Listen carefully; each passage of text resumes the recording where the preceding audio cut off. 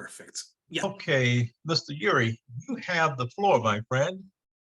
All right, and thank you, Tyrone, and it's such an honor to do this. And actually, we just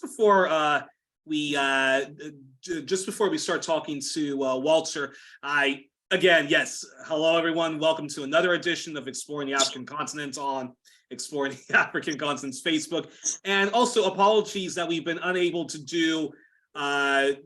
The past several weeks we weren't able to have done a weekly, live stream that we've been wanting to do. But hey, we're here now, and our guest for the hour is Walter Beach, who is a former NFL player. He has also been a teacher and educator, and all around very much a humanist. And let's get into the questions I have prepared then. So the first question, Walter, is for people who don't know you. Please tell us about your background, briefly, if it's even possible, your time in the NFL, and just in general that period of sports and the people power movements at the time of the 60s and 70s. Well, first of all, I'd like to appreciate Tyrone and yourself and everybody involved. And I'm not too keen on trying to articulate too much about myself because often I'm a stranger to myself. But one of the things is that what I think resonates with me the most is the wonderful journey I've been on to be one of the what I call Black African genocide survivors. And in this country, and my experiences has been many, and all of them has been like yours in the context of consciously understanding who I am. And my father had something that he always used to ask me. He always used to have me. He always used to say, "Boy, show me your face," and that meant let me know who you are, and your deeds will let me know who you are. So he said, "So show people your face." So I came up at a time. I'll be 90 in January. I came up at a time where we had in my journey, had the utmost respect for who we were as Black African, and if you want to use African Americans or ex-slaves or whatever the term is in this country, always recognizing this was not my father's store. That's the way he used to put it. When I was in a situation, and he would always say, "This is not you." But I was working and something came up, and I spoke to my dad about it. He said, "But that's not your father's store. That's not my store. That's their store. And if it's their store, you have to have an understanding of if they want you to do something, and you're going to benefit from that which they want you to do. If you don't do it, you must understand there will be consequences to it." So my thing was, I was always under the impression of who I was and where I was. And for me, and I don't know about those younger people coming, that's growing up and functioning today. I always understood that I was a Black man in America. So I always understood that. I never got confused about that. So therefore, I was kind of an unarmed warrior at all times. So I always had I to, like that. yes, I always had to go into battle understanding, what the nature of this environment is, and the choices that you have to operate in it. So as an unarmed warrior, you have to find mechanisms, a way to deal with the society. And Daddy used to always say, man, I remember one time telling him, well, when I was with the Cleveland Browns, I told him, I said, Dad, I said, I'm gonna quit. He said, you're gonna quit? What you mean you're gonna quit? I said, because they're racist. He said, hey man, he said, this is where my dad and I used to talk. He said, ain't nothing you can do about white people being racist. He said, what you have to understand is what your relationship to them is gonna be, how you gonna deal with it. He said, because it's gonna always be there for you to deal with. And sometimes you have to deal with it front on. Sometimes you almost try to ignore it. He said, but you got to always deal with it. And that's the point that I always fell in love with Tyrone about, because that's what Africa is about to me. All the vicissitudes of the human experiences you experience all over this planet. But the one thing that you don't experience in Africa is things don't happen to you just because you're Black. That's what I like about Africa. Here in America, Yeah. the police could pull me over and shoot me.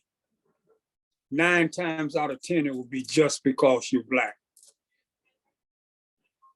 They don't do that in Africa. They can't do that in Africa.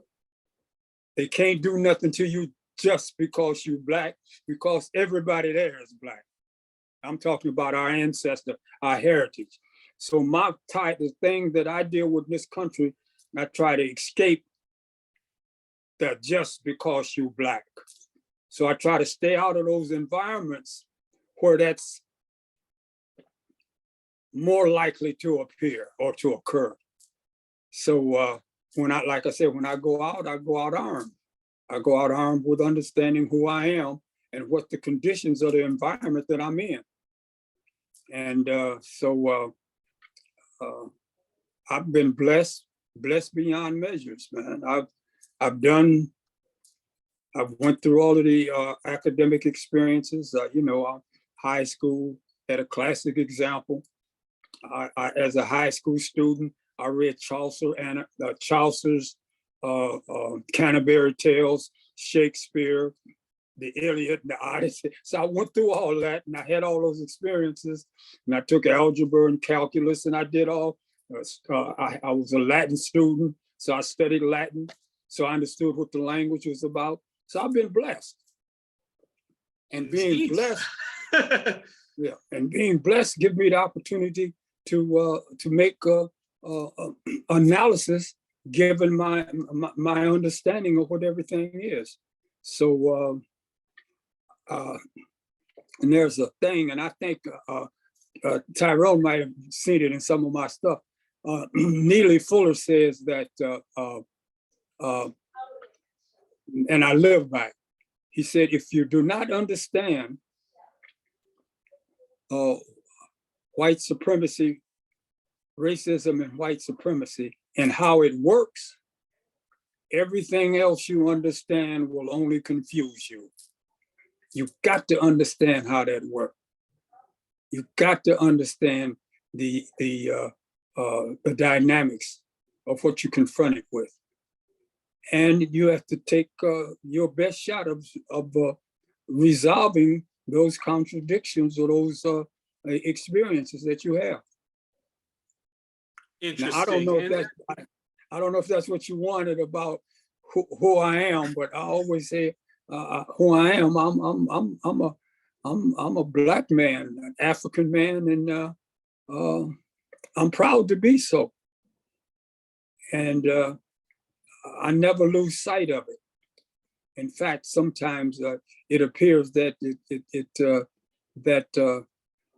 I'm not angry about it. I'm not anxious about it. I am who I am. And I just I try to stay in that, in that, in the essence of who, in my being, Before I get to my second and my second official question, I have to ask then this follow-up question, because you mentioned that that some of our people, Black people, so Black Americans, because we are talking about the U.S. then, that they don't understand, racism, white supremacy, and so forth. But I always thought that, but doesn't every Black person in America, it doesn't matter even what your socioeconomic condition is, doesn't everyone sort of understand that they do live in a sort of white supremacy, racial capitalist system? Yeah, and you're correct. And they find a way. They find each of us find our way to maneuver through it. Yes. And that and in that dynamics of moving through it, we find several ways to address our particular comforts. Like I said, my comfort is basically that of a warrior. So I don't. So I'm because of my perception of the inhumane treatment predicated on my complexion, I choose to find a way to constantly be at battle with it. I'm at war with it because I don't. It demeans and denies my sovereignty and my humanity, and so therefore I love myself and I love my people so much that I'm always, so when it occurs, I only have one response to it, and that's to be at war with it. Some people can find and feel comfortable in it and acclimate, I'll tell you a football experience, since we were, yes. One of my friends was my roommate, and he and I were always, when we went away, we were in the same room. And he's much younger than us. I won the National Football League at 30 years old. So I was a rookie at 30 years old. Most of these guys go into the National Football right out of college. I'd gone to college and went into the military. So my roommate, Clifton McNeil, who's my brother, I love him, and the McNeil family, we have adopted each other. Cliff was from Mobile, Alabama. Dark skin, tall, 6'4", run fast as the wind. That's my hometown, Mr. Beach. Was it? Yes, sir. Mobile. Yes. Thank you. Clifton had that Southern mentality, that Southern dialect. He talked kind of slow, And he said to me one day, he said, "Man," he said, you don't respond to this way." I said, "What do you mean?" He said, "But we professional athletes in the Cleveland Browns." I said, "Yeah, but Cliff," I said, "don't you have to understand that we are here, and it's only a few of us. What was it, 5 on our championship team? Five Black athletes. Yeah. So I said, so it's only a few of us."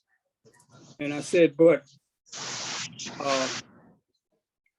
this is for those who understand," and Tyrone might understand. This is back in my time, there was a program they used to call the Grand Ole Opry. A country and western hillbilly show. It was the Grand Ole Opry. And in the Grand Ole Opry, European woman come on with freckles on her face and flowery dress and a hat on. And they say, "It's the Grand Ole Opry." And she would always introduction. They called her Cousin Minnie Pearl. So Cousin Minnie Pearl had this statement when they'd introduced her. She said, "Oh, I'm just so pleased to be here. I'm just so pleased to be here." So that was Cliff McNeil's posture around playing with the Browns. Actually, Walter, hold that thought very quickly. Patricia, thank you for joining us. But is it possible you can put yourself on mute because I'm hearing some feedback. Okay. Thank you. Perfect. Sorry about that, Walter. No. So that was Cliff's attitude. And I said, man, you mean you're so proud to be here? I said, if you couldn't run like the wind and catch the ball, I said, you wouldn't be here. They're not doing you no favor. They're not doing any of us a favor. We are marketed product. If I couldn't tackle and cover people, I wouldn't be here. So don't think that all of the white owners and the white coaches have a special love and feeling for us. First time I dropped the football, if they throw it to me, I may lose my job. I said, so if we bring something to the table, we make things happen. If you can't make things happen, that you wouldn't be here. And I'm saying, and he had this guy, it was Doug Jones. I said, man, he used to always talk about Doug Jones, his coach, how much Doug cared for him. And I said, Cliff, don't misunderstand that. He don't care for you as a human being. He cares for you because you are his property. That's an ownership relationship that they have. Your property. My experience in the football with the Cleveland Browns, and I always share it because it was so meaningful for me. We're on an airplane going to California to play at that time the Los Angeles Rams. And on the plane, I'm sitting on the plane I'm reading a book. And the owner, Art Modell, the owner of the Cleveland Browns, comes down the aisle and he looks at me and he said, Walt, he said, what are you reading? I show him the book, Message to the Black Man by the Honorable Elijah Muhammad. He said, I don't want you to read this book. He said, I don't want you to read the book. And then he's passing, and I said, okay. And he passed. He came back in about 20. He said, you reading that book? I said, yes. Listen, this is direct language. I thought I told you I didn't want you to read that book. I said, you did. I said, but I thought you were joking. Because a man can't tell another man what to read. You own this football team, but you don't own me, man. When we get to California, you can give me my money and I'll go on back home. And for the rest of that trip in the airplane, it was quiet. You could hear it was quiet. Everybody was, because I just, so, but to me, football wasn't that important to me. My dignity as a human being, that ownership thing. You own the land, you own the airplane. Now you want to own. Now you want to own people again. So wow. that was my experience, and it gets funny. I mean, it gets deep. My coach told me one time. He said, "Man," he said, "we took a chance with you." And I said, "What do you mean, Blanton? You took a chance with me?" Well, I was playing with the Boston Patriots, right? And the Patriots, when the Patriots let me go, the thing was that I was a troublemaker. But what? I could do what they wanted me to do. I was proficient at that.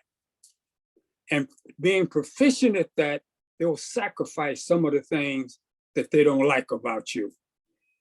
They don't care about, And I'm trying to deal with this, and I'm dealing with it. I had a 2-hour discussion today with my son and my daughter about this Kyrie thing, about Kyrie, and I don't know if y'all know the controversy of the basketball player. The basketball player who apparently said something anti-Semitic or. Yeah. So we had that discussion today, And I love my children.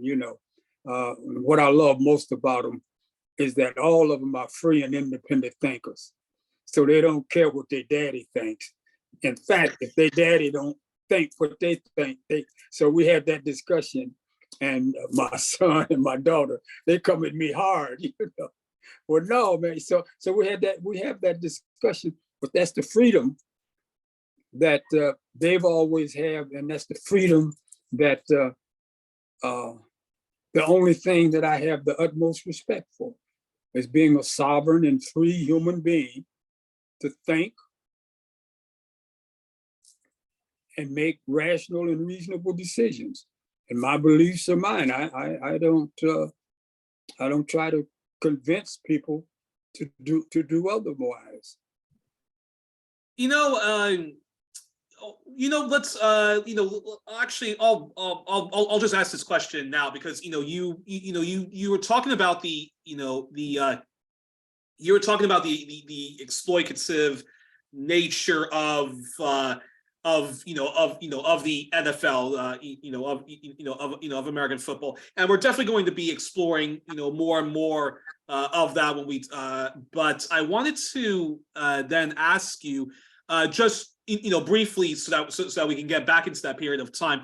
But then briefly, what are your thoughts on the exploitative nature of contact sports like American football, rugby, hockey, and boxing, and just your reflections on the concussion crisis and scandals of the NFL? And do you think that justice has been more or less served, or do you think that there still is a long way to go? Well, let me. This is again, and I'm just talking about my personal experiences. Yeah. For me and to me, So I don't make. I evaluate, make observations, but basically, I'm just trying to stay with what I understood. I had an Achilles rupture in playing with the Browns, and I was the starting cornerback, right cornerback. So I had the Achilles eruption. So when I pulled Achilles, I couldn't get up on my toes, so I couldn't run. So they sent me to the doctor, and the doctor took me through the particular therapy for that particular injury. And 2 weeks later, the coach came to me, and he said, "Walt," he said, "You ready to go?" I said, "No." I said, I'm in some discomfort and pain, and so I really can't cut or cut the way I'd like to cut. I'm in pain every time I try to do that.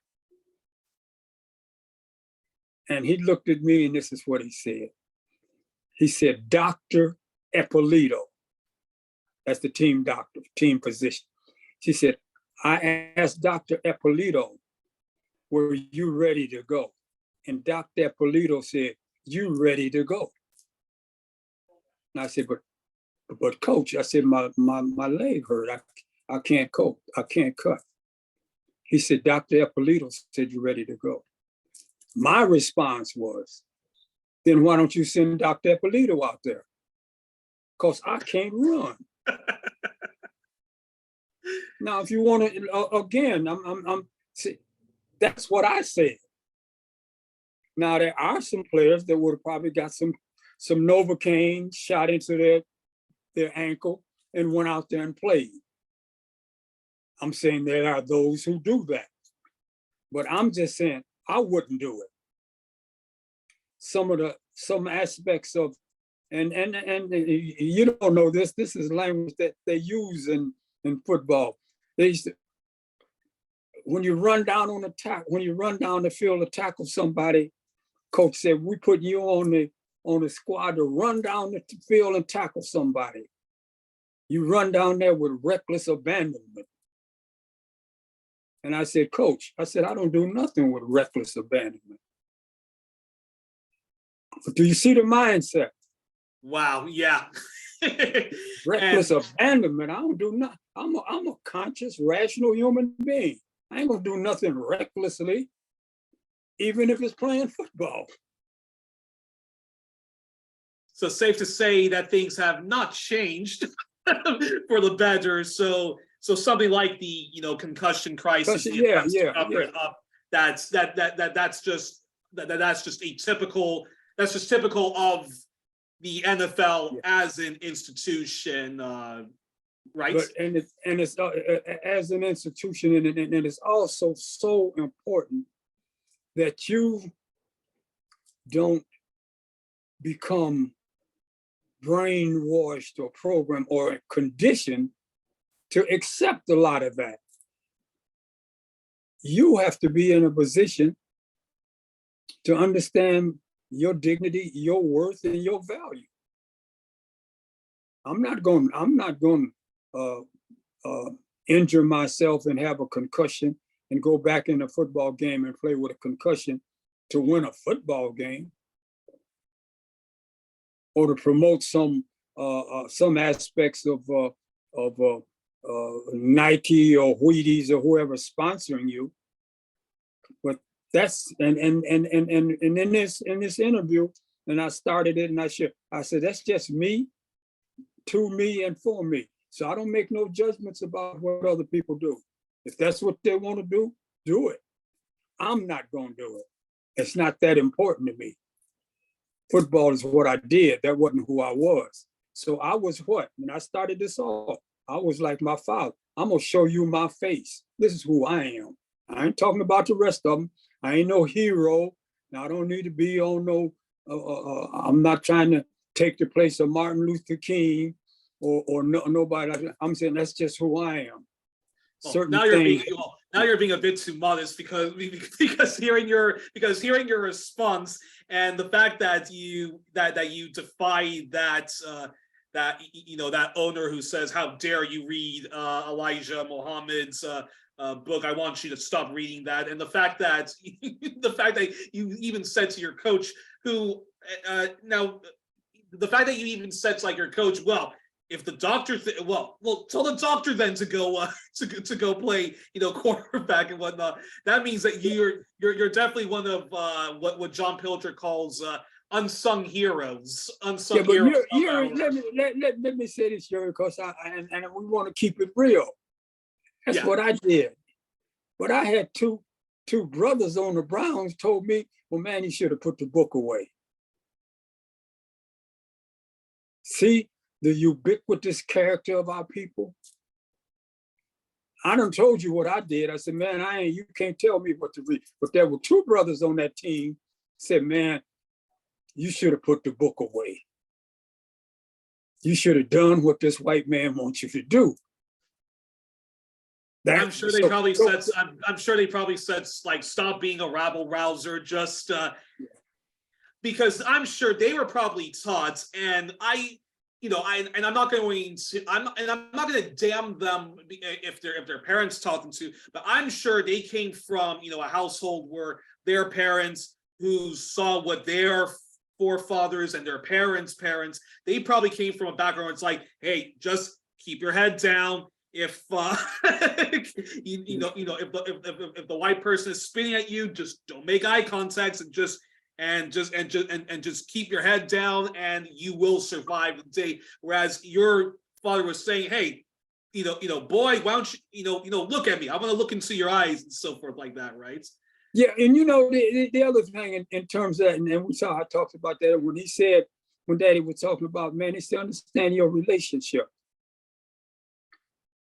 And I told you I had a classic education in high school. So I know all this stuff before I even got to college. I had a classic education. And I always looked at, and Samuel Clemens, Mark Twain. Yes. And in Huckleberry Finn and Tom Sawyer, the message in that book was what I got out of it, because Tom Sawyer and Huckleberry Finn, white boys could skip school, go fishing and swimming. Black boys, I'm talking about me, in high school, if I'd have cut class, the truant officers are going to come and get me and put me in the juvenile center. Yeah. So the point that I'm making is that that's what I understood based on my conditioning. So I understood white boys can go fishing and swimming and don't have to go to school. But if you don't go to school, the truant officer is going to put you in jail. Unbelievable. The juvenile, But yes, such is the nature of white supremacy. That's right. And- So I wouldn't. Not only was I taught it, you live it, and if you live it, you begin to see it. Exactly. So, and then some people live it, and they don't see it. I don't have the answers to that. I've often said that for I said, man, don't you understand what this is? What I call things hidden in plain sight. There are some things that's hidden in plain sight. And if you don't have the conscious, rational understanding of it, you miss it. You miss it. Exactly. And just before I get to my third question about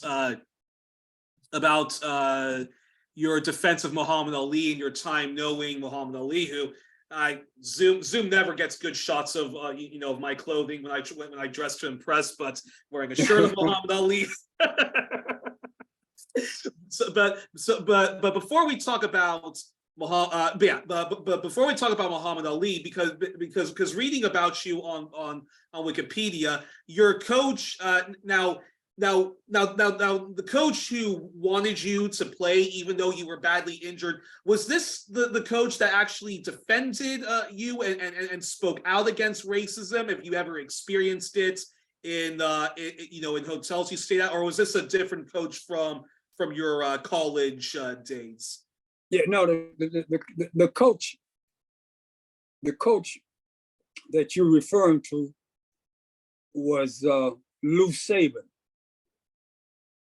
And I think today, Lou Saban's son is the coach of one of the top, Alabama, one of the top football teams. He's one of the top coaches in college football. Well, I know when I know him, he was a kid. But his father his father called me. Let me put this in perspective. I was playing with the New York Giants. Uh-huh. And I got released by the New York Giants. And this was 1960, 1959 or something like that. It was in the late 50s. So because I played football at Central Michigan, and Lou Saban was the coach at it was in Illinois. So I played against him. And when he found out that I'd been placed on waivers by the Giants, he called me and he said, "Walt, I'd like you to come to the Boston Patriots," because he was the coach of the Boston Patriots.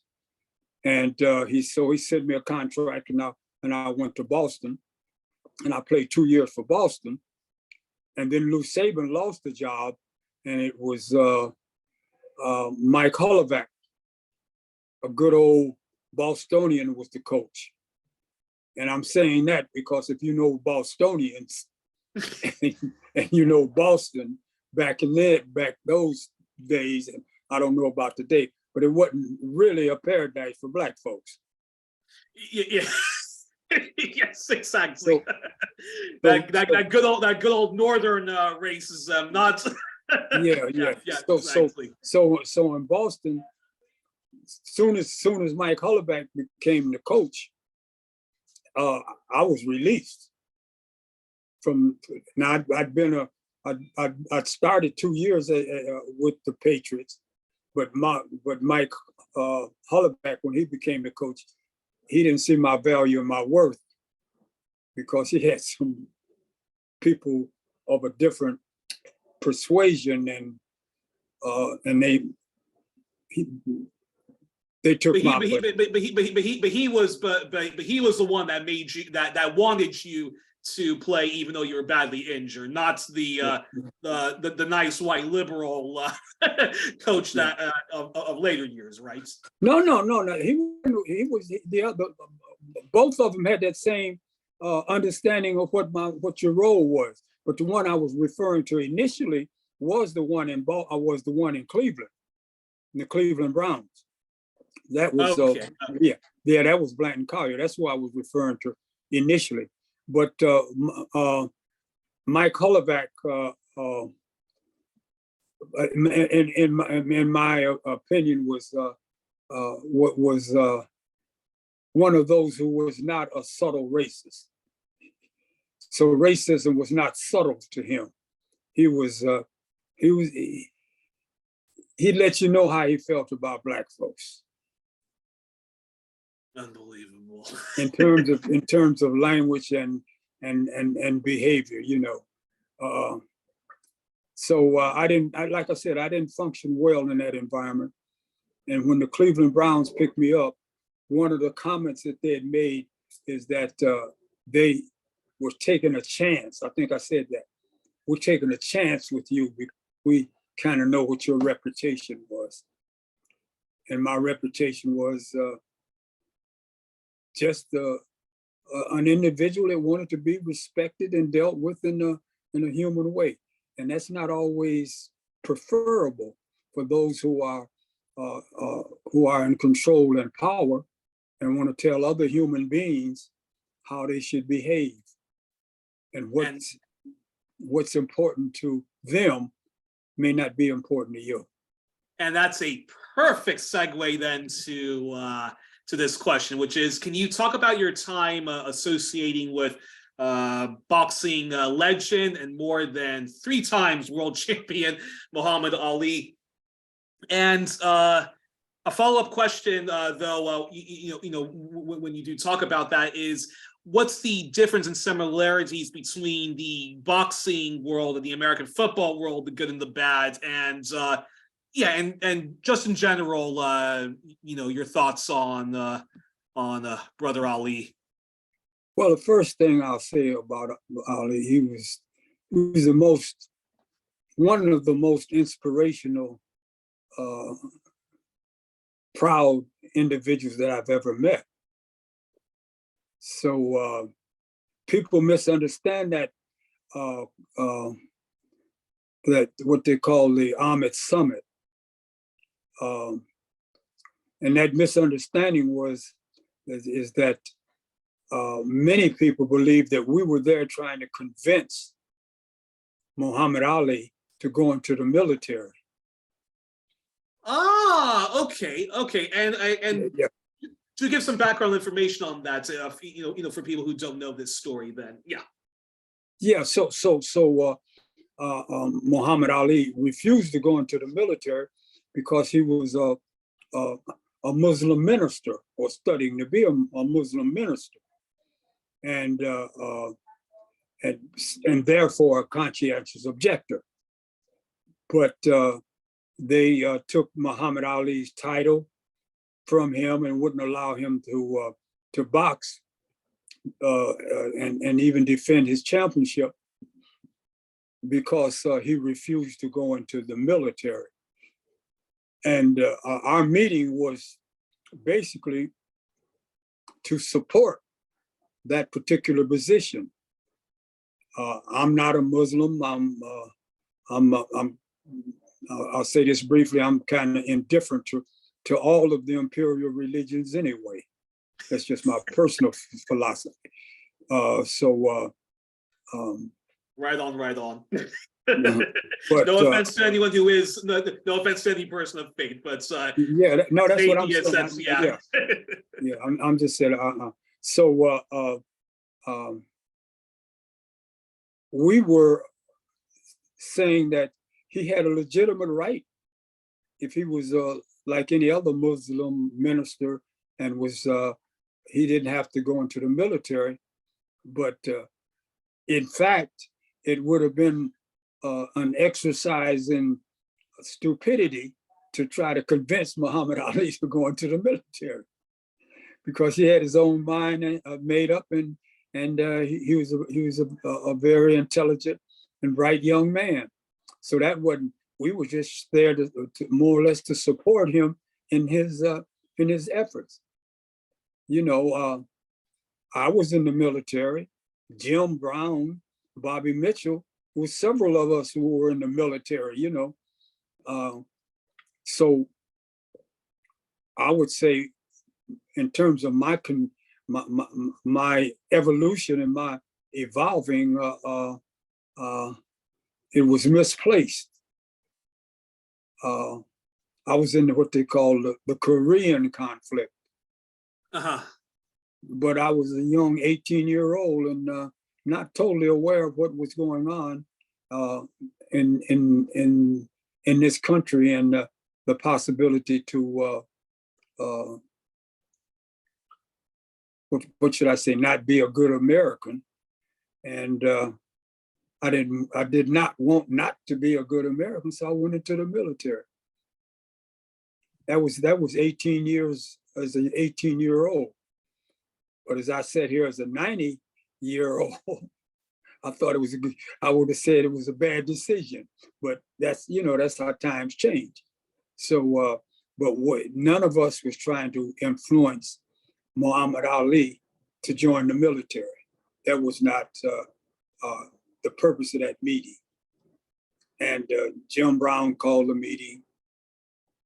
He contacted Bill Russell, at that time, Lou Alcindor, and several National Football League players. And I was on his team, so I was one that participated in that. And at that particular time, I just left the Cleveland Browns, and I was the administrative, the youth coordinator for the city of Cleveland, Ohio. Carl Stokes was the mayor, and he assigned me to be the youth coordinator of the city.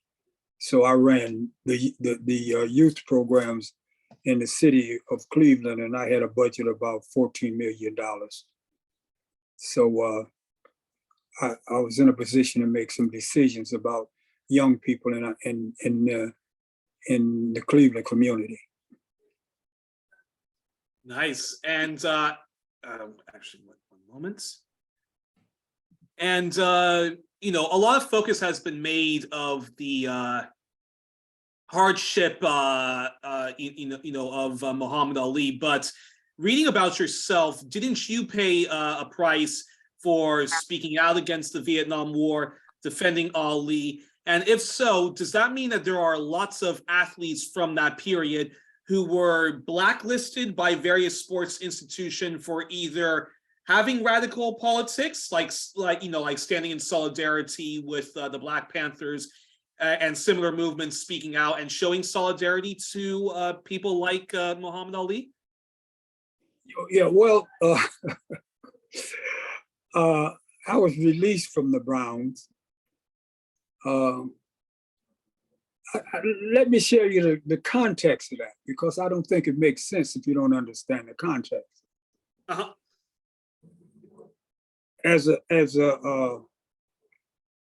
In training camp, that's when you basically make the team and they decide what's going on. Well, in training camp, they released me. The Cleveland Browns told me that they did not need my services. I hadn't played for them anyway, and this was in the training camp. And in the training camp, it was 2 a day, and they called me in the morning and told me that I was no longer a member of the Cleveland Browns and they didn't need my services. And I said, well, what can I say? Like I said earlier, it wasn't my father's store. So I said, all right. So Jim Brown came by. We were all in the dormitory. He came by and he said, they used to call me Doc. They call me Doc, 'cause like I said, I was older than them, and I think probably a little more mature. So he came by and said, Doc, he said, let's go to practice. And I said, Jim, I said, they just put me on waivers and told me that I was no longer on the team. So he said, come on, man. Well, you know our brothers. Come on, man, quit joking. Let's go to practice. I said, Jim, they put me on waivers. He said, no, man. Now this is Jim Brown. He said, no, man. He said, put you on. I said, yeah, they put me on waivers. He said, what? And then my response was, because we're in the dormitory, I'm packing up my clothes. I say, I didn't use the language. I say, you see, I'm packing my, a term that I shouldn't use. Yes. I said, you see, I'm packing my stuff. That means I'm on my way home. He said, oh, no, man, no. He said, wait a minute. He goes down to the coaching staff and the owner, and he comes back in 45 minutes. He said, let's go to practice, man. I said, man, I told you they didn't put me on waiver. Well, you have to know Jim. Jim, you know, with them big hands, he grabbed me. He said, come on, and he drove me down to the practice field. I said, let's go to practice. I said, oh, man. So when I get down to the practice field, they putting my name back up over my locker and putting my shoulder pads, the shoes and helmets and everything into my locker. So I get dressed. Got to say this is the worst feeling I ever had in my life. Because I done had the owners and the coaches tell me that you're not a member of the Cleveland Browns. And then Jim Brown takes me down to the training, to the field. And I got my stuff on. I do my calisthenics and exercise with everybody else. Then at that time, that's when you break up into units.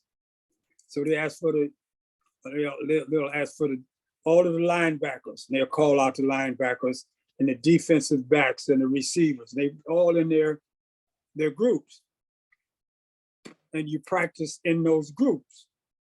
And then after those groups, you break up and you make the team. So now I'm practicing in the group with the defensive back. Defensive coach has not said a word to me.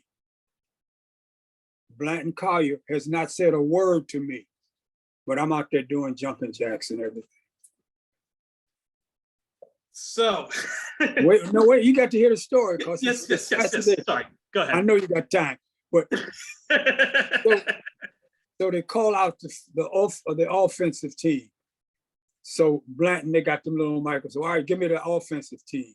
Well, offensive team, you know, Jim Brown, Ernie Green, Frank Ryan. These are the guys on the offensive team. Then Blanton said, all right, give me my defensive team. They call out the defense. They give you the defensive linemen, the tackles, then they give you the defensive linebackers. And then they say, all right, give me my defensive secondary. That's 2 cornerbacks and 2 safeties. So they call out so Ross Fickner, he's a safety. So Ross jogs out on the field to be part of that first unit, the defensive unit. Then they say Larry Benz. Then Larry jogs out there to be the other safety. And then they say Bernie Parrish. And Bernie Parrish jogs out. This is the first defensive unit. And then they say Walter Beach. Then I jog out there as part of the first defensive unit. But that's after they told me I was fired. But Jim Brown took me down there. I don't know what he said to them. I don't know what he did, but that's how I became the starting defensive back. So I wanted to know about that. So I asked Jim, I said, man, and I have to say this. I said, Jim, I said, man, I really appreciate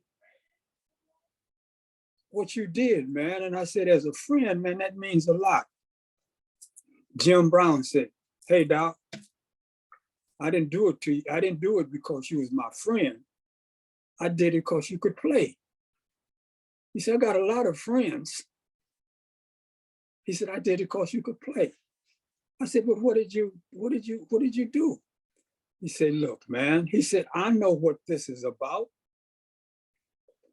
He said, Cleveland Browns, they never had a starting black defensive cornerback. He said, so I know what this is about. But what I told him, I didn't tell him that I was trying to deal with it because it was racism. He said, I told him this. If you want me to do my best and all I can to make this a championship team, then you, talking to the owners and manager, then you got to do what you need to do to make this a championship team. And that means you can't send the best cornerback we got home.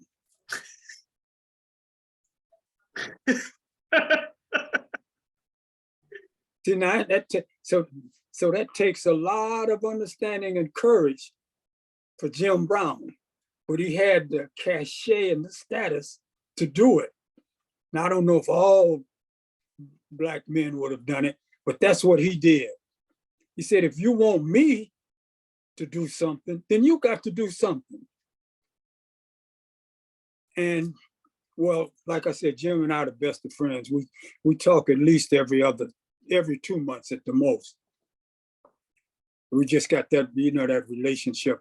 And I've always had the utmost respect for him because he took a position. But the point that you're making and you're talking about it, what happened to me to lose my job was Jim Brown went and made a movie called The Dirty Dozen.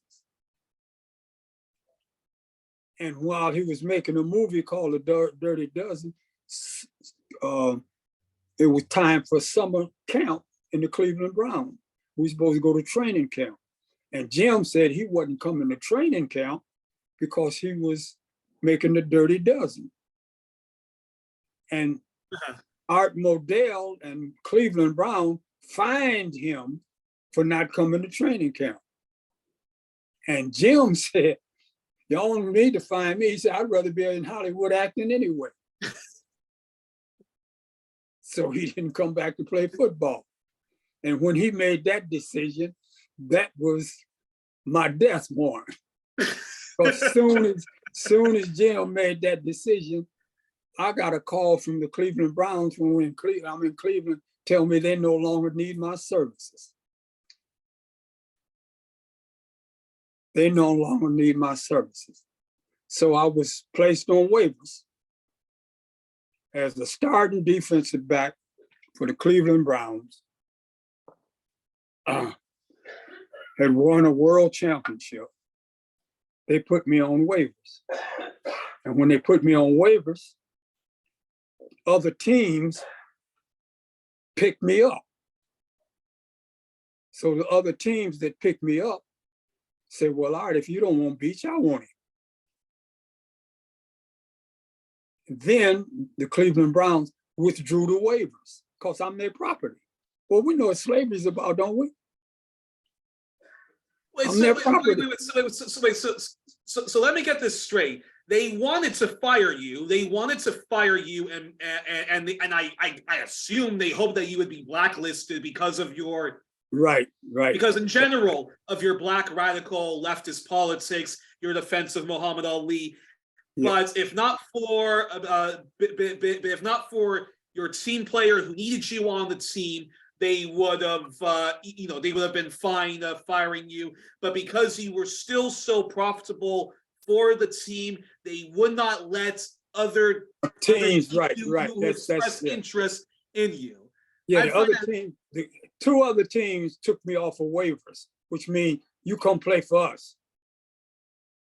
And when they said, Beach, come play for us, I think Minnesota was one of them at that time. You come play for us.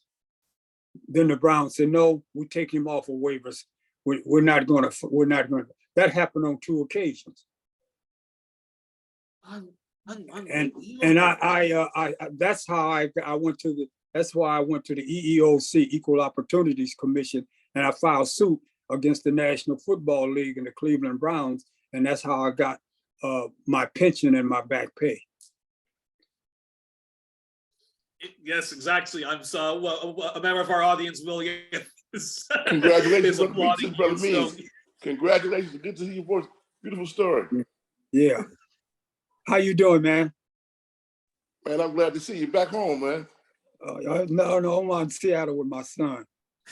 You're in Seattle. Okay. But you're back in the States. Oh, yeah. How was your trip? Trip was excellent, man. Wait.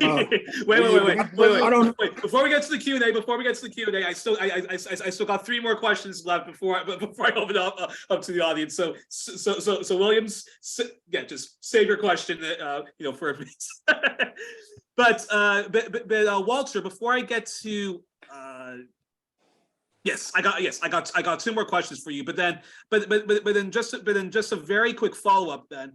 So, but how many others experienced what you experienced simply because of your politics and your defense of Ali? Like, were there many other athletes that experienced that? Because I know John, Carlos, and the other Black athletes that famously, the runners. Yeah, to Olympics. Yes, because they got a lot of flack. They got a lot of flack for doing the Black Power sign and doing that form of protest. So I was very shocked reading your story, because I was under the impression that that Muhammad Ali had because I know he had a lot of support from the hippies, from other from other Black leftists and people who were part of the struggle to change America for the better. But I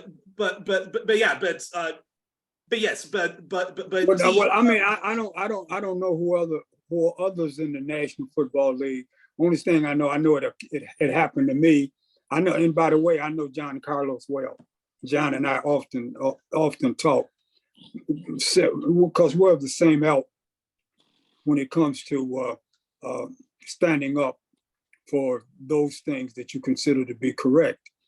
But I don't know individually in that particular picture and at that conference. I don't know what happened to other players, but all I know is what happened to me. Yeah. Shocking, and that's a perfect segue then to this question, which is, what are your thoughts on Colin Kaepernick and his blacklisting of the NFL, him being kicked out of the San Francisco 49ers? And I have to say, as somebody who did grow up in San Mateo County, that just really breaks my heart that the San Francisco 49ers would do that to Colin Kaepernick. But yes, so what are your thoughts on so what are your thoughts on Colin Kaepernick and him being blacklisted? Because when I read about the period of Muhammad Ali, he was widely celebrated not just as a great eccentric athlete, but being unapologetically outspoken against white supremacy, imperialism overseas. And he paid a price, but because of people power movements and even people like Howard Cosell, the famous sports broadcaster, and Dick Cavett and others defending him, justice was justice was served, and Muhammad Ali was allowed to. I mean, he won at the Supreme Court. He was allowed to go back into boxing, and yeah. So what I'm trying to convey to you is that it seems as if the period now with Colin Kaepernick is a much more reactionary period compared to what you and Muhammad Ali had to go through, because I don't see people sticking their necks out for Colin Kaepernick. And even though it's now popular to take a knee, and after the George Floyd protest, there are many people who were, doing all sorts of their sort of gesture politics and solidarity. But Colin Kaepernick is still blacklisted from the NFL. So yeah, just your response to all I've just ranted and raved about. Now, I'm going to address this in probably a way that may be of some concern. Colin Kaepernick, and I'm using the language that you use, blacklist. My feeling is that's Black America. We're all blacklist. If we don't follow the doctrines, orthodoxy, and theology of racism and white supremacy, we'll be blacklisted. We don't own the corporations.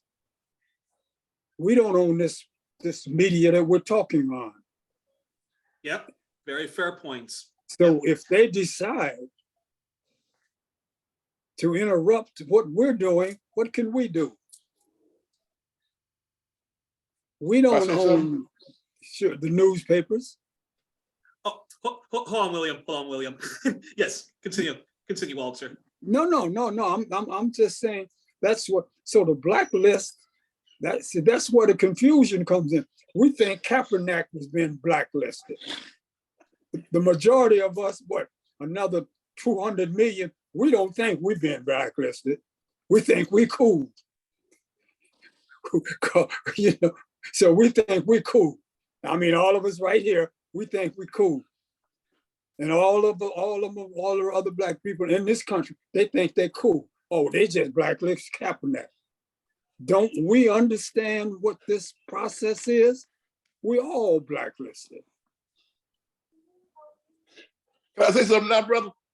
Yeah, go ahead. Listen, I just saw. Surely. Make it short, because I still have one more question before I was going to open it to Q&A. What's going on here, brother? Listen, we all need to hear this word. I just saw a reel on Facebook today where the Honorable Louis Farrakhan, the brother, said these words. He said, I thought of a story when I met Muhammad Ali, and he said, Muhammad Ali saw him and said, still a nigger. And he tried to figure out what he meant by that. He said, when he saw him again, he said, still a nigger. Louis Farrakhan said to him, don't say that, brother. You're not a nigger, don't say that. But then when he thought about it, he said, this is Muhammad Ali, who's on the Wheaties cereal box. Got all kinds of money that he wants. And after all of his accomplishments and achievements, those who are the owners of this industry and this nation still view him as a nigger. He understood that. All of us need to understand that we are still, in their estimation, a nigger. Sorry. No, man. That's the point I'm trying to make. You can't escape it, man. You can't escape it. What you got to do is to decide. And I raised that question. If this is what's going on, and I had a friend on my Facebook says, what I'm gonna do, I'm gonna continue to struggle, and I'm ready to die. And my response to this gentleman was this. I said, you ready to die, man? I said, is that an option? He said, well, yeah, I'm ready to die. I said, but the other side of that is that they die too.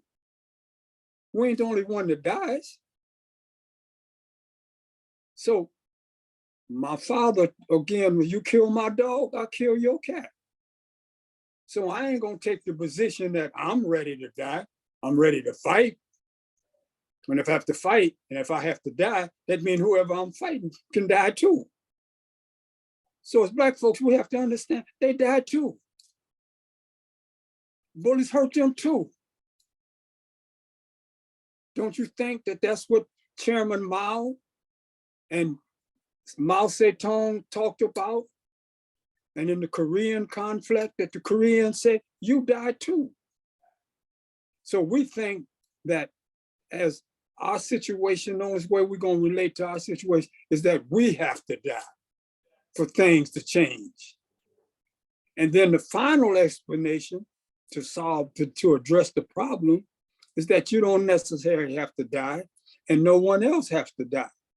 The other aspects of it, you can leave here and go to Africa where you don't receive this stuff.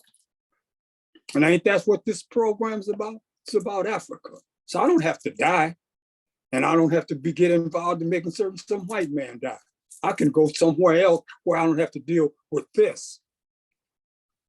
Now, if you go to Africa. Why should the African who's built this nation leave? The European needs to go. They discovered this land that wasn't theirs. No. Okay, go ahead. No, I feel you. I feel like what you're saying, and I agree. I'm in Africa now, I live in Ghana. And so I haven't lived in the US since like 2016. But like, I also, like, people say you go to Africa and leave and move, but the Black man has built the United States of America, the Black and indigenous person, like it's built off of us. So should they go back to where they came from? No, you know, like shouldn't. No, I'm gonna respond to your question. I'm not European. So and I'm not factoring in what they should do. If I was going to factor in what they should do, then they should not be involved in supremacy and racism, but they are. So they are. That's not a postulation, an assumption. Wait. Sorry to interrupt, but just for clarification. Wait, who do you say that sort of is engaging in racism? You meaning that like some Black people are No. I'm talking about white people, European. Oh, okay. I'm talking about Europeans. Europeans, see, that's part of my dilemma, is that we didn't create racism and white supremacy. So it ain't my job to solve that. That I didn't create it. They created it, let them solve it. They choose not to solve it. They choose to continue to participate in it, then that's what they do. So I'm not leaving the United States because I built it. I'm leaving the United States because I don't want to deal with all that other stuff. So that's those reasons. I'm not trying to take ownership of this. I'm not trying to take ownership of America because I built it.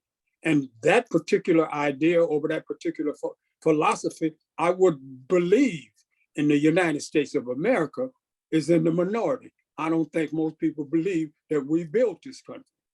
We built this country predicated upon ownership by those who own us.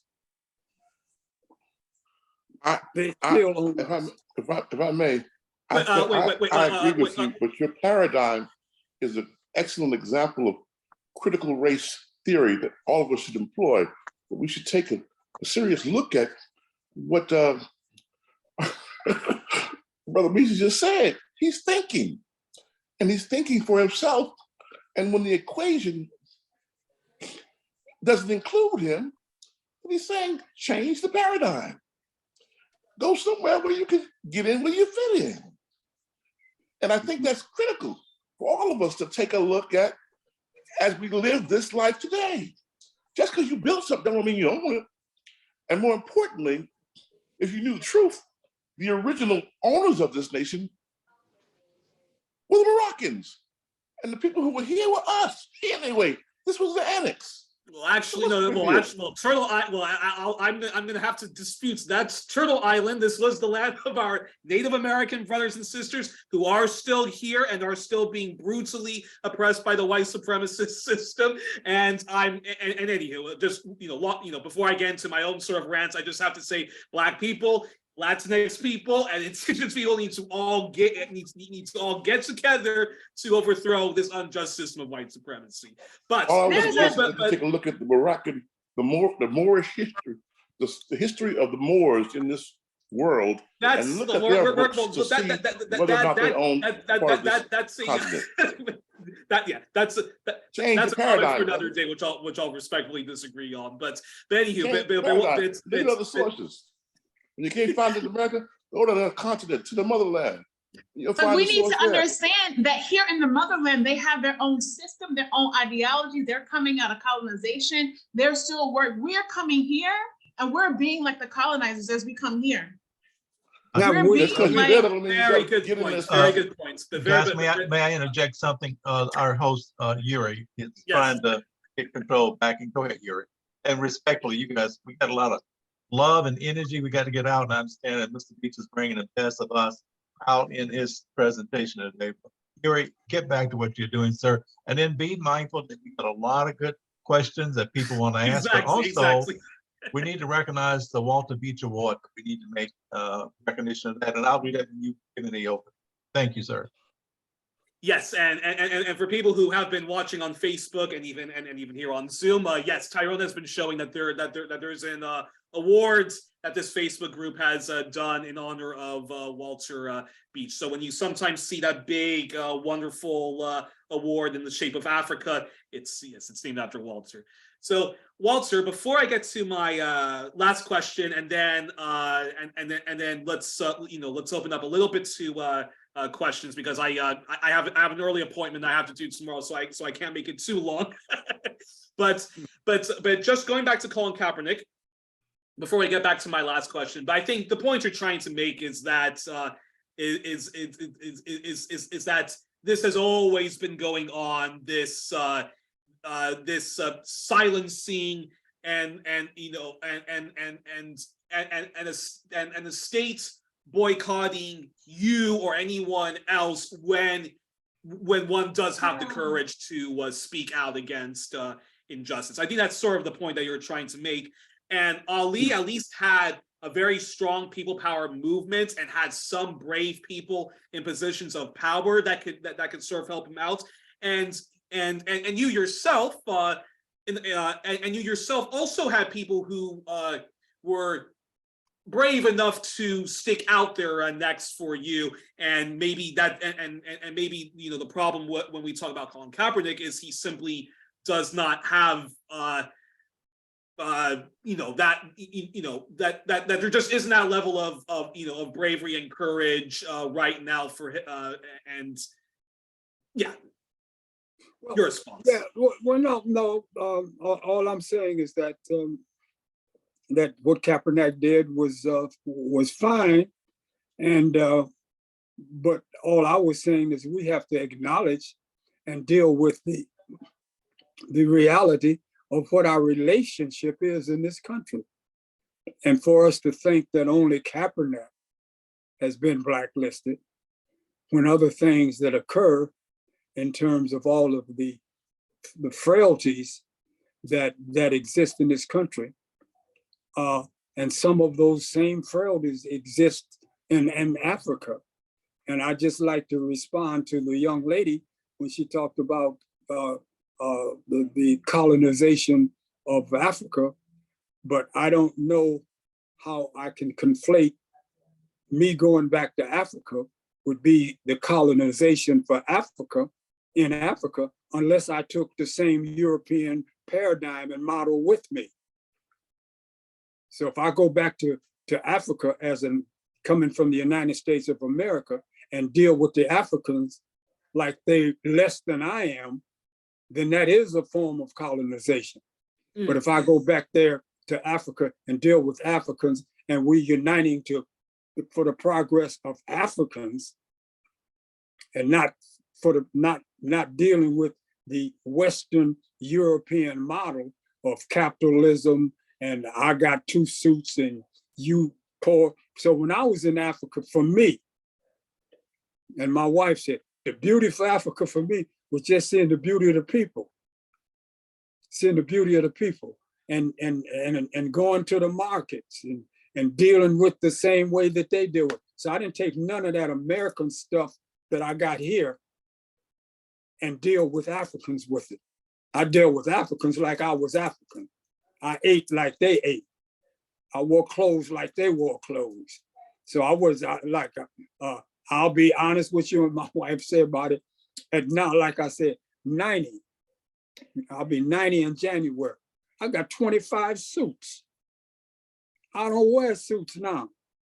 I gave suits to two of my brother-in-laws, you know. But that's what that mall, that European mall is. You can buy 20 shoes, have 35 pairs of shoes, and do all that. When I went to Africa, I didn't do none of that. And if we take that stuff with us, that ownership and what's mine back to Africa, then we'll create in Africa just what they're created in the United States. So that ain't that ain't what I'm about. And I think that's what we have to be against, going back to Africa, carrying this stuff with us, carrying this junk that we get to learn here with us to Africa, that we're going to contaminate Africa. My final question is, any advice you want to give to somebody in the Black community and other oppressed groups like our 2S LGBTQIA+, the indigenous nations and Native Americans, the Latinx people, and this is the time to use sports as a metaphor for their human condition. What advice do you want to give to yes, anyone in the Black community and other oppressed colonized groups in the country of the U.S.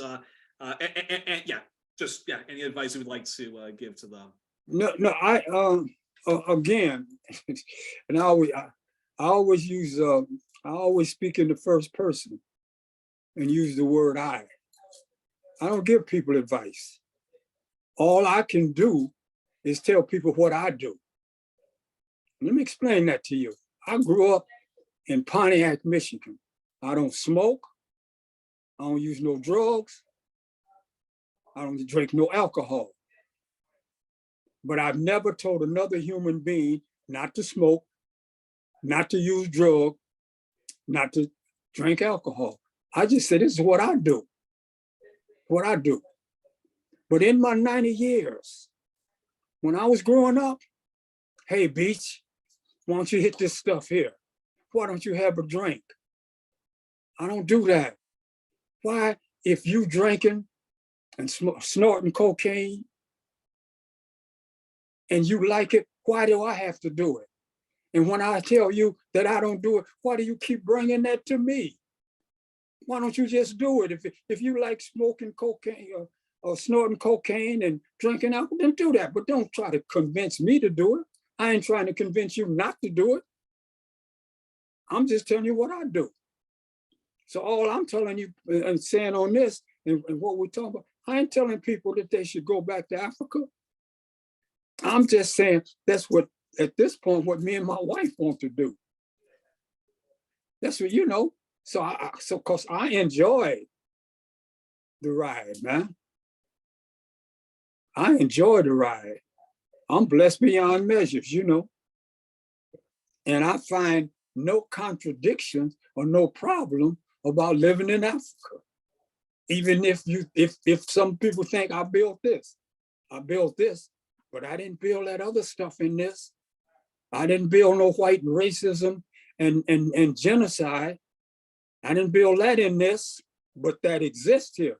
And I'm saying the one thing that I like about Africa, people will always, whatever they want to do, I might be in the hotel or in the streets and somebody might rob me or somebody might steal my car, but it won't be just because I'm Black. That's the only place on the planet where you can remove the just because. You go to China, you go to London, you go to Portuguese Spain, stuff happened to you just because you're Black. Just because you're Black. So all I'm saying is that I know in Africa, whatever happens to me, somebody hit me in the head or rob me or shoot me, it won't be just because I'm Black. You can't make that statement no place on the planet but in Africa. And if you know, if there's some other place you can make that statement, let me know. Where stuff, because like I said, I can't use that word, where stuff will happen to you just because you're Black. These kids get shot just because they're Black. You can't get a mortgage just because you're Black. You can't buy some cars just because you're Black. Now, if you can't buy a car in Africa, it's because you ain't got no money. Is it true? Cash is king. Say that again. Cash is king on this continent. Cash. Oh, Cash. cash is Oh, king. oh. Cash is king. Sorry, I thought when you were saying cash is king, I thought you were trying to say like cash is clay or something, but I knew that you weren't trying to say that. Look, I'm wearing a Muhammad Ali shirt. We've been talking about Muhammad Ali, so. No, I agree. Yeah. But yeah, but you know, Walter. The one word that comes to mind when when speaking to you, when even reading about you, is courage.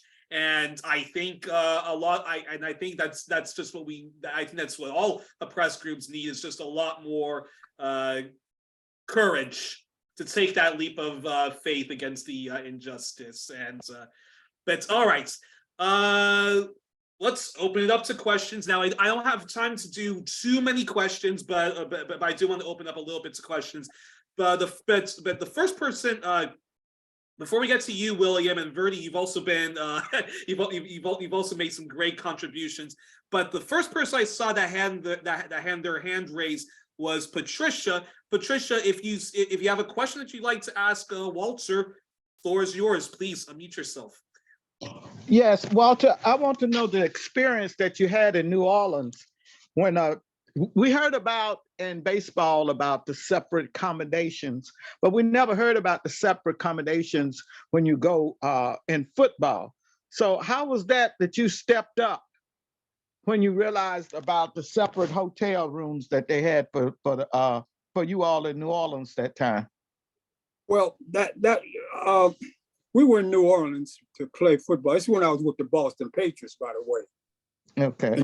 And that's why we were to go to New Orleans to play at that time the New Orleans Saints, and that was in the American Football League.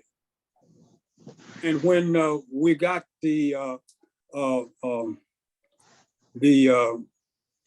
details to go to New Orleans, and I saw that the Black ball players, we were not staying at the hotels that the white ball players were staying at in New Orleans, Fontainebleau, them big hotels. And I personally didn't have a problem with the fact that we weren't staying at the same hotels, but we were staying at lesser hotels, and we were staying at poorer hotels. And if you know, at that time, Black people, our people, had quality hotels. So my position was, why should we be staying at inferior hotels owned by Europeans, and we can't stay at the big hotel? I mean, not hotel, motels, I'm sorry. Y'all know it was motels. So we had to stay at motels, but they were inferior white motels because we couldn't stay at the major hotels. So my position was, well then, why don't we stay in some Black motels? Well, management thought I was saying we didn't want to stay in motels. I was saying we don't want to stay in white inferior motel, because I ain't never had a problem staying with my people. So it ain't no big deal if I to me, if I can stay in a white hotel with white folks, because I ain't never been that enamored with them anyway. So I don't need to be in no white hotel. But if I got to stay then let me stay with my people. I'll stay in a Black hotel, and y'all white boys can go to y'all white hotel. But that wasn't what the transaction was. Were you able to at least, were you able before desegregation came, were you able to at least get your quality segregated hotel? No, And that was the point. And then I said, well, I'm not going to New Orleans to be segregated against in the worst form of segregation. I ain't got no problem being around Black folks. In fact, I love Black folks. I use their language, their dialect, their dance, their music. So that was my issue. You want to put me you want to segregate me, but you want to put me in a white motel. There's some Black quality motels. Why don't you put all the Black kids there? Black folks there. Put me over. Let me be with my people, but at least make it a decent. So that was what I brought up, and then, like I said, a few days later, I was placed on waivers from Boston. That's how I left Boston. I left Boston Patriots for saying I didn't want to live in segregated hotels. Unbelievable. Verdi had a great question, which I'll read up, which is growing up, I used to hear some people say the Black man has no place fighting the white man's battles. Do you agree? Yes. Yes. And especially if you got a battle of your own. See, the other thing that I say about that, which is I'm not anti-white. I'm not anti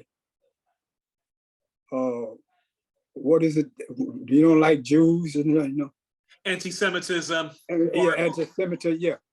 And it becomes very clear to me, I'm pro-Black. I love myself, my family, my people, and then I'll consider anyone else. But none of those particular diaspora citizenships going to become before me. We love to be considered Jamaican, Haitian, Panamanian, Cuban, everything but African.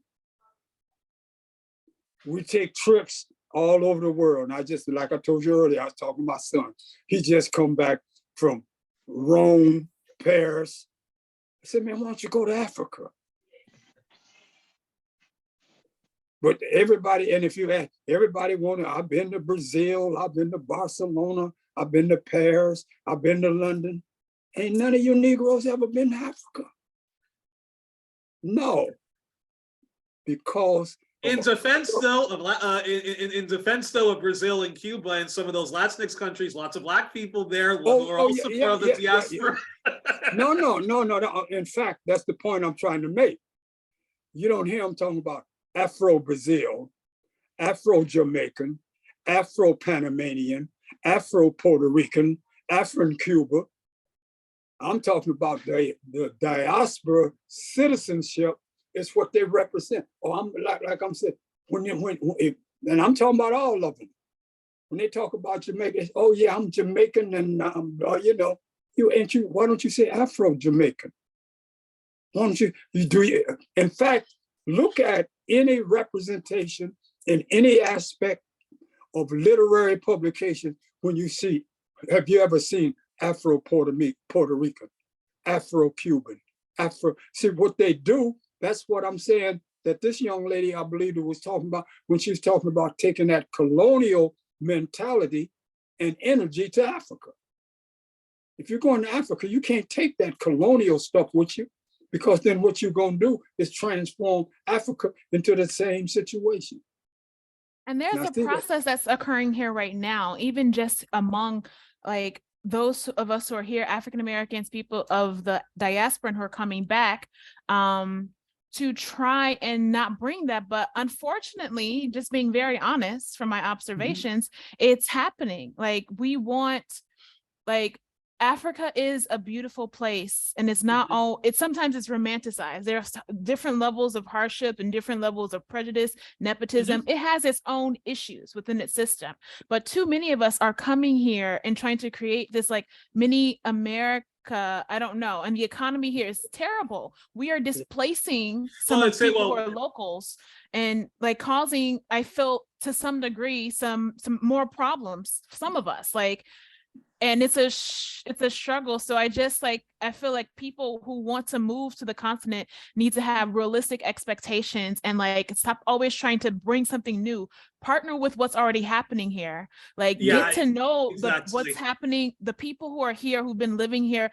Partner with that. You don't need to have a big name, but people want to like have their own thing and be famous and be like all these different selfish ambitions. It's not about community. It's about they couldn't make it in America, so they think, oh, Africa is easier, so I want to make it Wow. for myself here.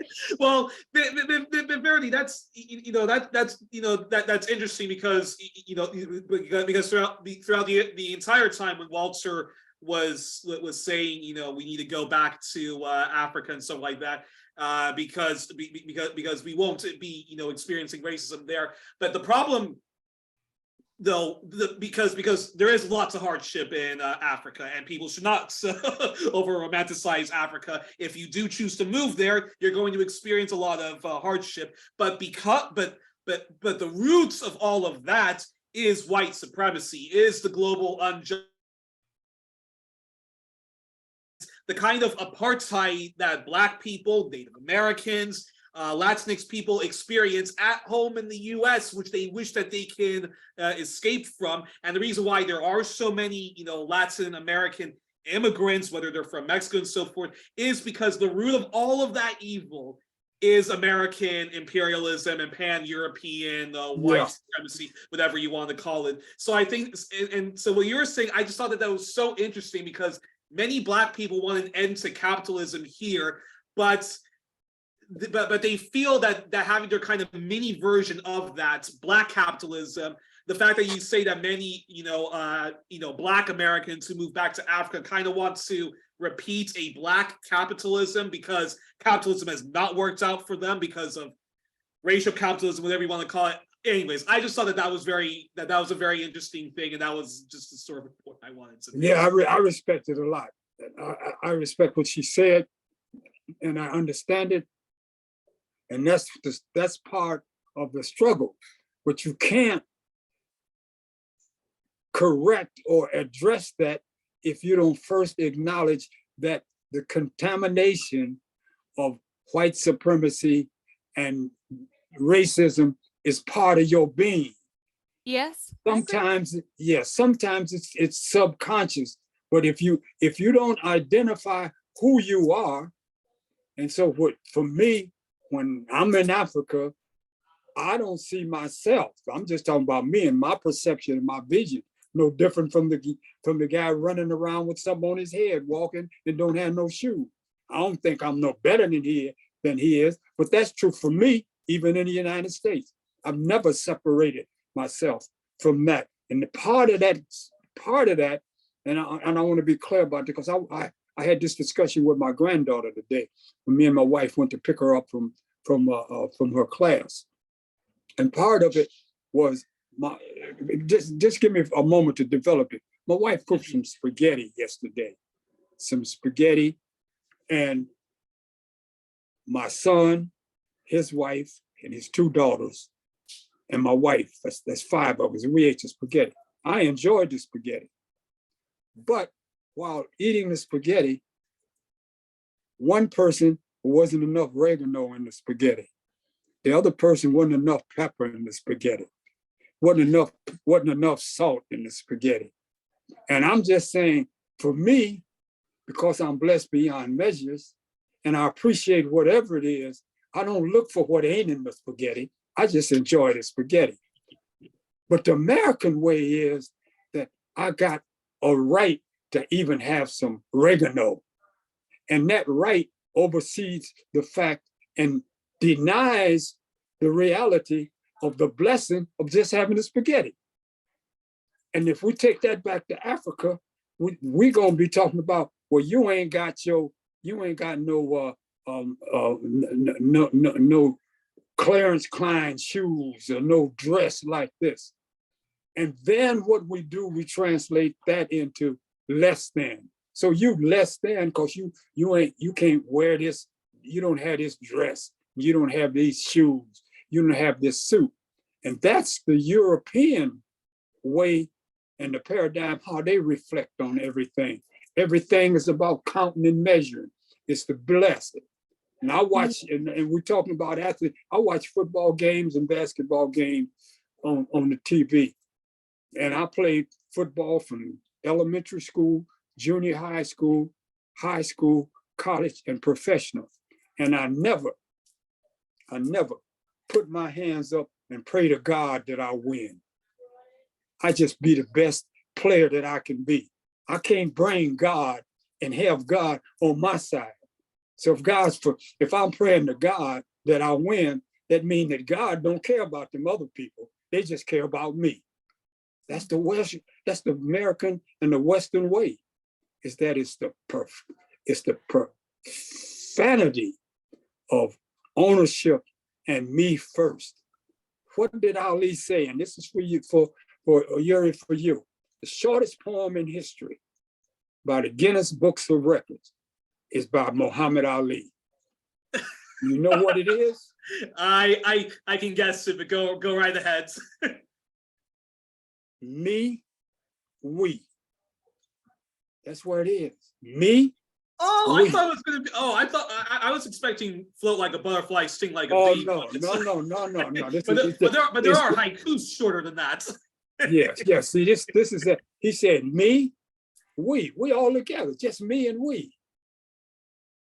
But what we've done is me and you. We separated from the essence of who we are. We all the creatures of the Most High. We've taken to the degree of, if we live in a house and a roach comes by, we step on the roach, because the roach ain't got no right or no ownership. You got no right to be in our house, and we got a right to step on it. As a guy who has severe insect phobia, I completely endorse that idea.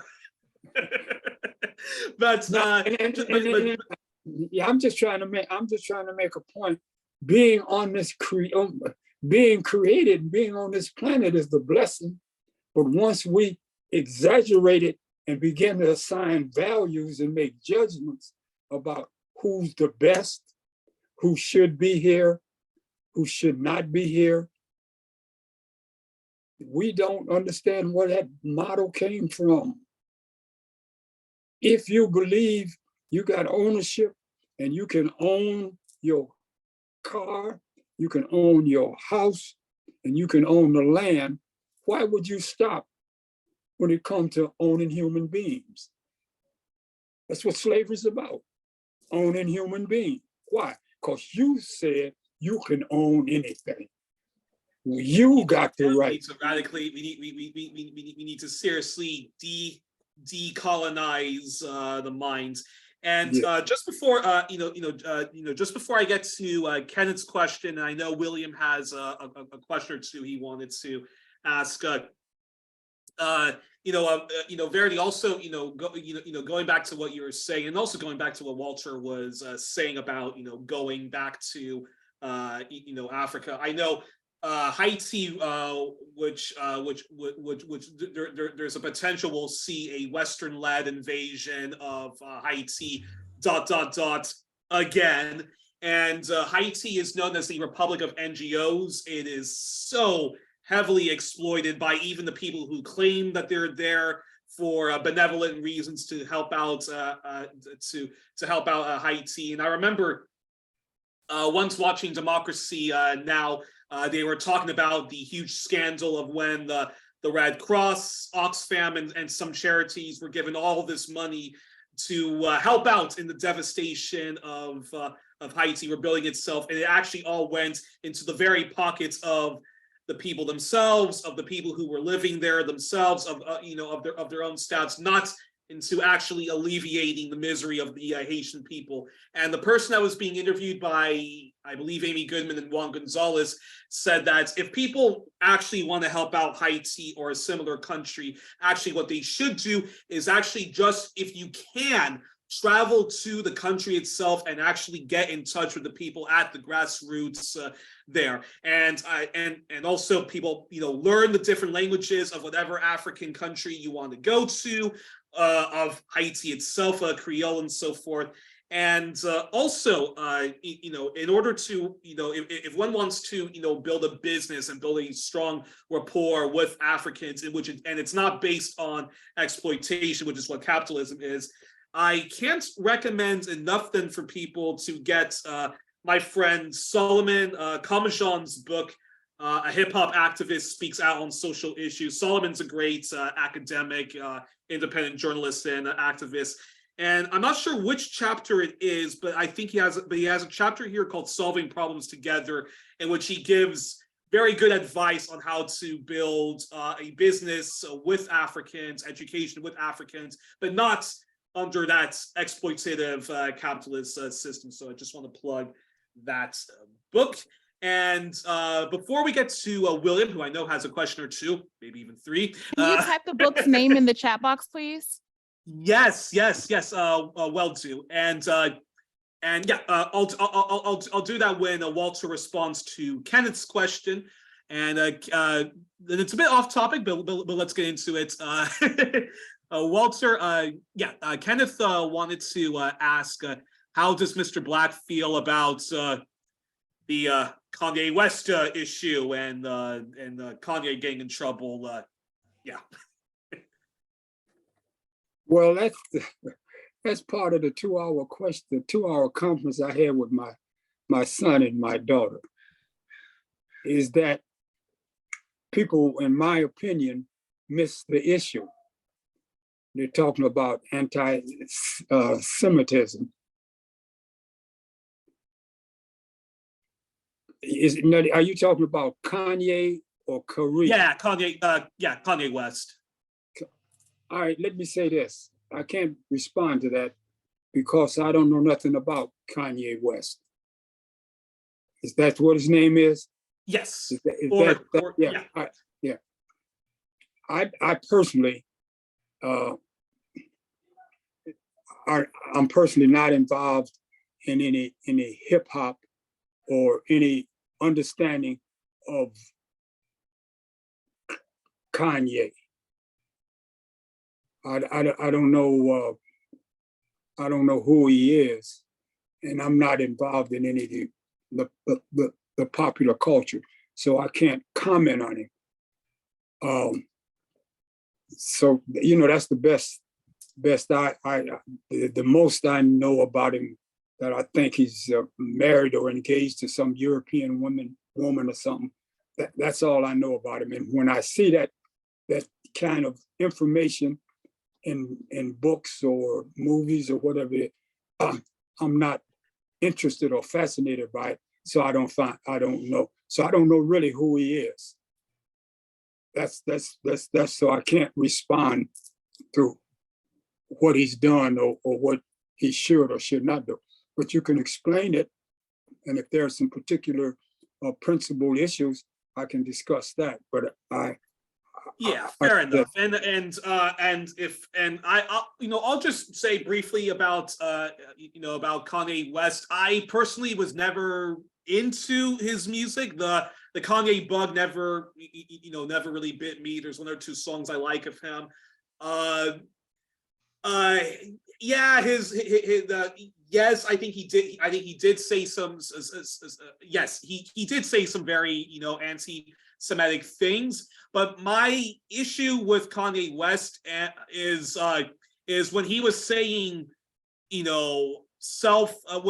he was sort of denigrating our own people, wearing shirts like White Lives Matter, or getting into bizarre tangents where he was all buddies with Donald Trump. And I'm no fan of the Democratic Party, so I don't want to make it into a partisan thing. But when he was very much propping up a guy who more explicitly is against our people and other people of colors. I didn't see, those stupid far right, douchebags that are damning him now. They loved him when he would say anti-black things, but because he says, something which is anti-Semitic. Now they want to, disassociate themselves with him. Now they want to cancel him. These people who complain nonstop about cancel culture. So that's my 2 cents. That's my 2 cents about it.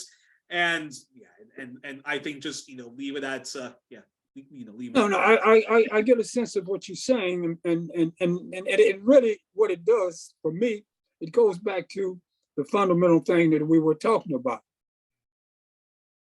As long as you, and I'm using the plural you, but I can say we, or I can say Black folks, are consistently responding to the paradigm of racism and white supremacy, yeah, and colonization, you won't have no problems with white folks.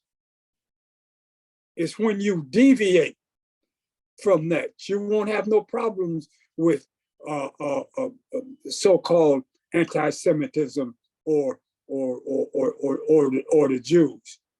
But if you point out, and it's a factual principle, that Jews had a part in slavery, then you're going to have a problem with it. Now, exactly. is it true? So what we have to, what we have to do is that we have to stand on what is true and what is right. And as long as we do that, for me, it's all right. So if what he's saying is correct, then I don't have a problem with it. I don't know what he's saying, but if you say that